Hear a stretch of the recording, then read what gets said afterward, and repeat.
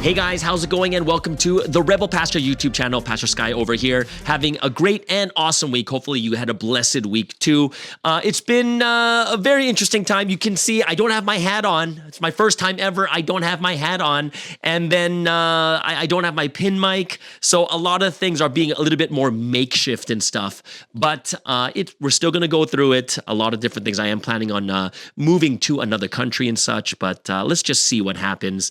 But great question I got last week, and someone was asking me like, hey, can you answer this question? Were human beings meant to live forever on the earth before the fall happened, right?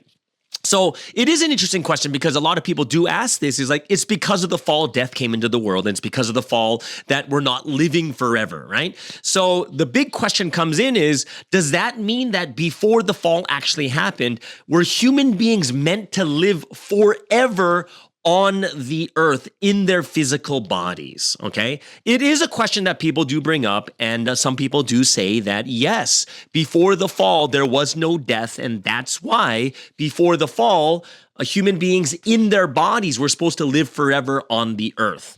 And I'm going to take a look at some scriptures and some things that we should be thinking about to make us really critically think about, oh, is that something that was supposed to happen? Or is it still supposed to happen the way it's supposed to is right now? Which basically means you live in the body, it's temporary, and then after you die in the body, your spirit goes to heaven where God is. Or was it not meant to be that way? So the first thing I think you do need to think about is there is a presumption, right? To think that we were supposed to live like forever in our bodies, the assumption is that in the Bible it only talks about one type of death. And what we can see, like for instance, in Revelations chapter 20, verse 14, it's not so. It says in Revelation 20:14 says, then death and Hades were thrown into the lake of fire. The lake of fire is the second death. Okay, it is the second death, which means that even throughout the scriptures, we see that death is not something talked about in a very, like, it's only a one way, like death is only one thing and that's it. What we see in the Bible is there's actually two different types of death. And we know we can go a little bit deeper into that in other lectures, like I do have in the past when I talk about our Adam and Eve, the first living human beings on the earth. But one of the things I do talk about is the two different types of death. Number one is the physical. Number two is the spiritual. And the thing that we do need to understand is when you look at Ecclesiastes chapter 12, verse 7, it actually says that the dust returns to the earth as it was, and the spirit returns to God who gave it, right? So even the scriptures are telling us that, hey, guess what? In the Bible, it does say that your body eventually decomposes and turns back to dust, and then your spirit returns to God who gave it, right? Which means that there are two different types of death. The first one is your body that was made from dirt and decomposes and goes back to dirt. And then the second one is what? The second one actually talks about the spiritual death. Your spirit goes back to God who gave it, right? So that is how we see the scriptures and how God talks about how our bodies and spirits function here on this earth, and only the spirit goes to heaven and there's nothing else, right? And one of the things that we do need to understand is, like, some people will bring up this situation of, oh, it's because of the fall, that's why it was made this way, okay? So let me talk about a couple things and a couple of scriptures that are going to help us to understand, was it meant to be that way or not? Okay, so a couple of things that we do need to understand is this. Let's first look at how God wanted, or how God made things before the fall. And one of the biggest ones is when you look at Genesis chapter 1, verse 28. I really like this scripture.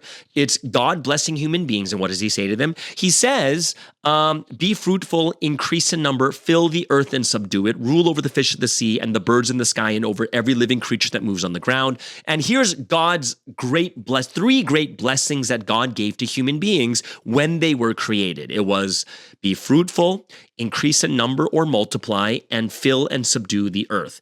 And the reason why this verse is so important, especially before the fall, is God told human beings, guess what? you must multiply or procreate. Now, why is this important verse that makes us think a little bit more deeply about where human beings meant to live forever here on the earth? It's basically this. If God already told human beings that they need to procreate before the fall, right? Before the fall, which means that imagine if we didn't fall, the biggest problem we'd have right now is we wouldn't have enough food, enough resources, enough shelter because every single human being has not died yet, which means they statistically say that if you look at 6,000 years ago and until now, there would be about 50 billion people living on this earth if not a single person died, which means that we're living with 8 billion right now, which means it's going to be, imagine the population of the entire world, 6 to 7 times greater, right, than it is right now. That's a big problem, right? Because eventually, if no one dies and everyone lives forever and we are still procreating, there's eventually going to come a point where there's not enough room on this earth, right? The way the earth was created, it's a certain size, right? It's almost like a cup. I wish I had a cup in front of me. If you have a 6-ounce cup, it means that there's a limitation to what you can put in the cup, which is 6 ounces, right? 6.01 you can't do because it only fits up to 6. In the same way, too, in this physical realm on the earth, if human beings were never meant to die, some people might say, oh, then we didn't need to procreate. But the answer is God was telling us to procreate even before the fall. So there's one of the problems that we face, okay? A second problem that we face is this. If you look at Genesis chapter 2, verse 7, it says, "Then the Lord God formed a man from the dust of the ground and breathed into his nostrils the breath of life, and the man became a living being." Now, what does this have to do as well? When human beings were created, what happens? God created the human form, and then it says he breathed into his nostrils the breath of life. Now, one of the things about with the Hebrew word for breath, like we have the regular word when we say, are you breathing? It's like, that's breathe, right? It's a completely different word than what is being used in Genesis chapter 2, verse 7. And the word for breathe is the word ruach. And ruach is not breath as in breathing in and out. It is like spirit. It is life, right? So when you look at Genesis chapter 2, verse 7, it seems like God is saying that when human beings were created, even before the fall, the spirit was put into man, which means this. Why is this important? Is if we were supposed to live forever in the body, then what is the point of the spirit? The spirit actually has there's no purpose of the spirit because you'd be living in your body forever and ever and ever.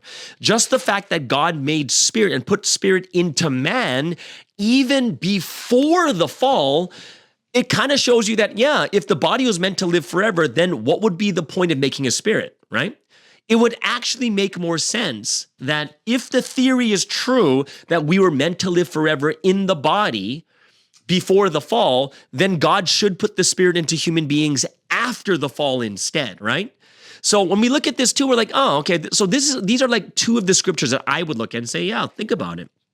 These are all pre-fall, that there was a spirit put into man, right? And secondly, the spirit put into man, and secondly, we were told to procreate.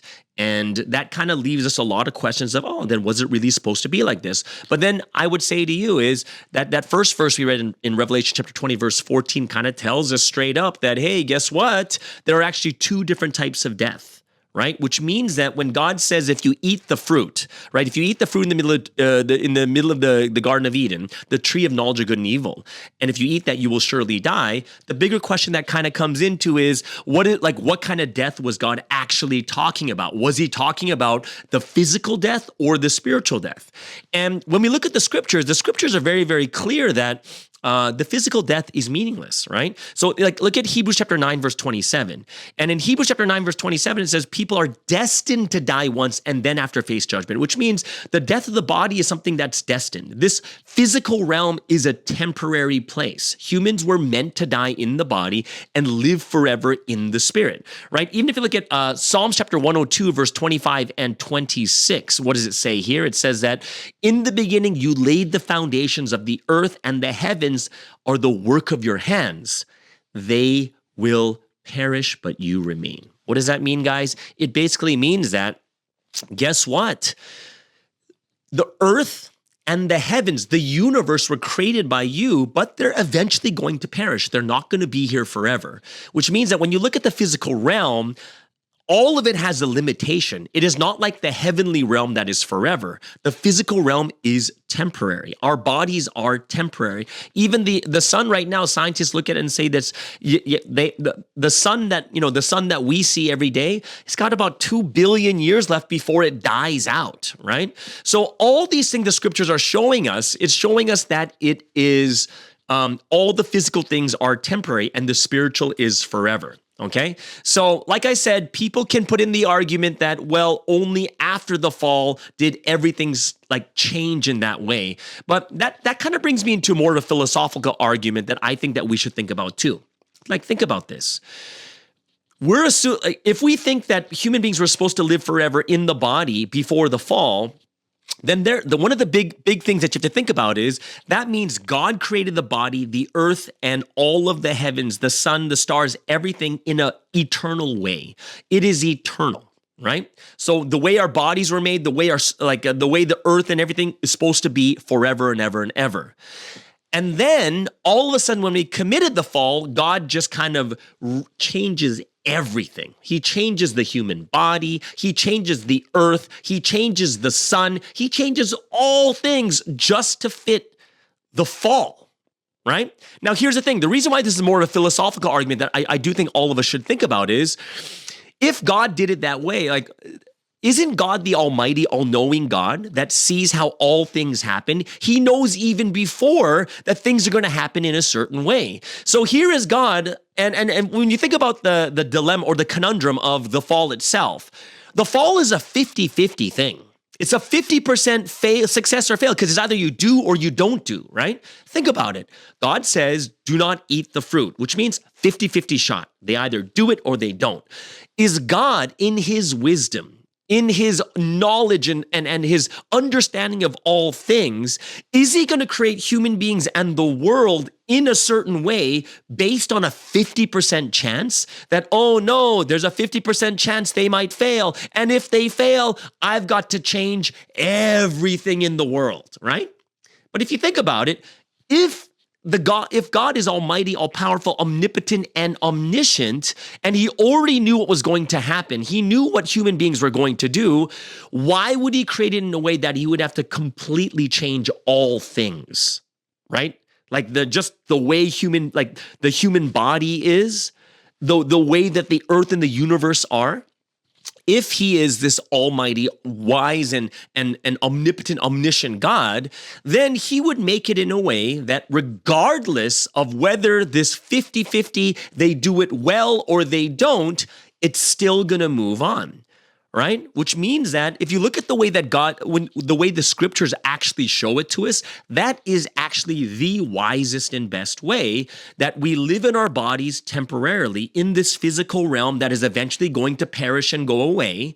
And the most important part is going to be our spirit. So in the end, it allows, regardless if the fall happens or not, it's going to happen in a certain way that no matter what, God in his wisdom has planned for both they succeed in not falling or they do commit the fall, right? And if you see the way things are right now, the way that the Bible and scriptures actually say that we have a body and a spirit, the body eventually dies and the spirit goes to heaven, then what does that mean? It means that, oh, okay, well, that is actually the wisest and the best way to do it, that regardless of whether Adam and Eve failed or not, your body goes away and you still live forever in the body.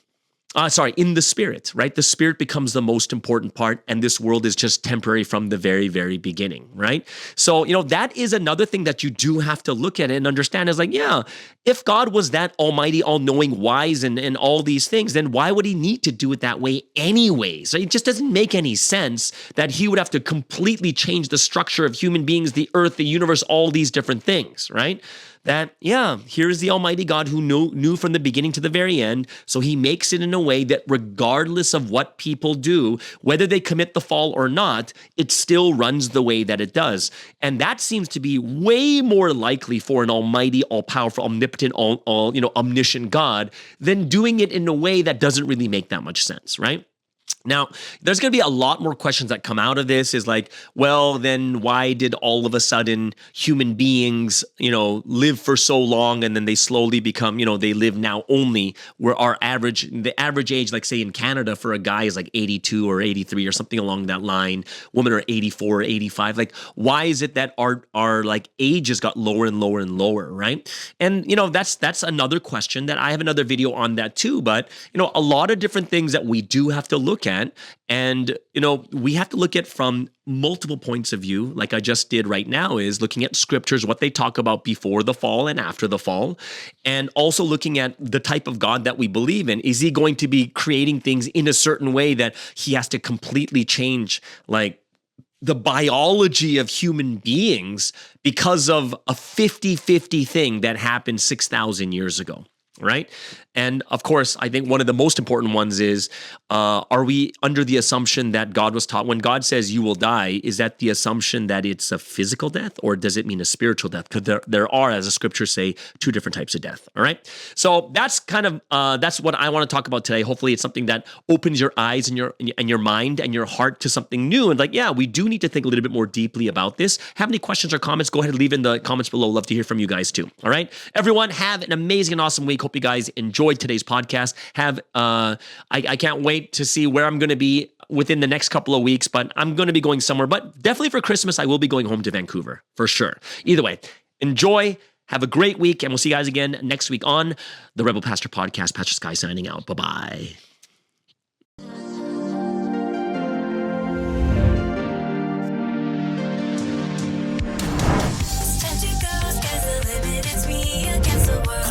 Rebel, never settle, I raise the level. It's time to go, sky's the limit, it's me against the world.